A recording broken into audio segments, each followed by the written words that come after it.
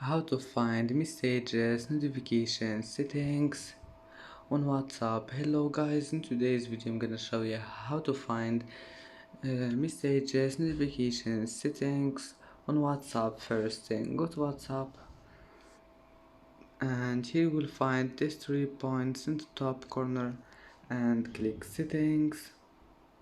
Here you will find notifications, click on it, and as you see here you will find this one, messages, and here you will find the messages, notifications, and you can change the notification color here, and that's it. It's easy. And that's it for today's video. If you like this video, don't forget like and subscribe, and thank you for watching this video until the end.